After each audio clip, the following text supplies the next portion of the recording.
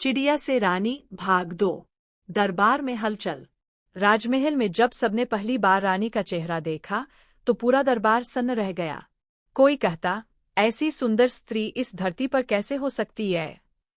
तो कोई कहता, निश्चित ही यह कोई देवी का अवतार है। राजा ने प्रसन्न होकर कहा, पुत्र, तुझे सच्ची रत्न जैसी रानी मिली है। हम सब भाग्यशाली हैं। लेकिन सबको यह रहस्य मालूम नहीं था कि वह कन्या वास्तव में पहले एक चिड़िया थी। यह बात केवल राजकुमार और ब्राह्मण दंपत्ति ही जानते थे। ईर्ष्या की शुरुआत। दरबार की दूसरी रानियों और कुछ दरबारियों के मन में ईर्ष्या भर गई।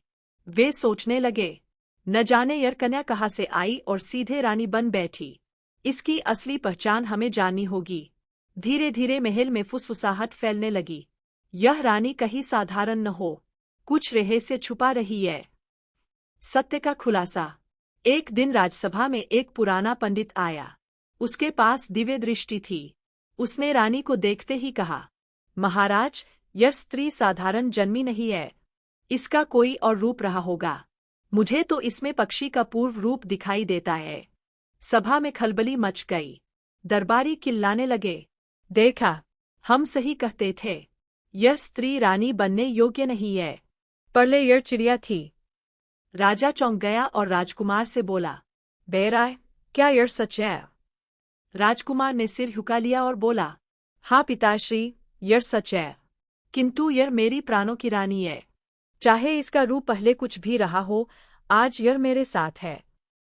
रानी की परीक्षा। राजा ने दरबारियों को शांत किया और कहा, यदि यह देवी के आशीर्वाद से रूपवती हुई है तो इसे किसी परीक्षा से गुजरना होगा। तभी सिद्ध होगा कि यह सच में रानी बनने योग्य है। परीक्षा तय हुई। रानी को अगले दिन पूरे राज्य की कन्याओं और रानियों के बीच दीपमाला प्रज्वलित करनी होगी। कहा गया, यदि यह सचमुच देवी शक्ति की कृपा से बनी है तो इसकी दीपक से लौ कभी बुझ नहीं पाएगी। परीक्षा का दिन। अगले दिन राजमहल के प्रांगण में हजारों दीप रखे गए। सभी कन्याएं और रानियां अपने अपने दीप जलाने लगीं। लेकिन आंधी चल रही थी। किसी का दीप बुझ गया, किसी का टिमटिमाता रहा। जब रानी की बारी आई तो उसने प्रभु का स्मरण किया और अपने दीपक से ज्योति प्रज्वलित की। आश्चर्य!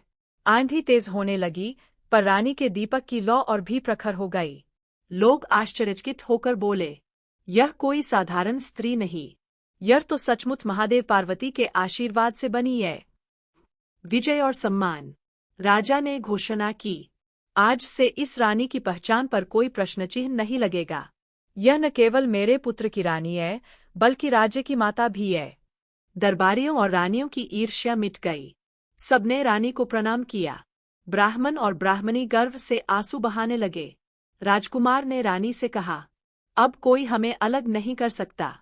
तुम मेरी चिड़िया भी हो और मेरी महारानी भी। रानी मुस्कुराई और बोली, यह सब तुम्हारे प्रेम और महादेव पार्वती की कृपा का फल है। संदेश। इस प्रकार रानी ने अपने धैर्य और सत्य के बल पर सबका सम्मान पाया। और यह कथा लोगों को सिखाने लगी कि जन्म से नहीं, गुण और आशीर्वाद से मनुष्य महान बनता है।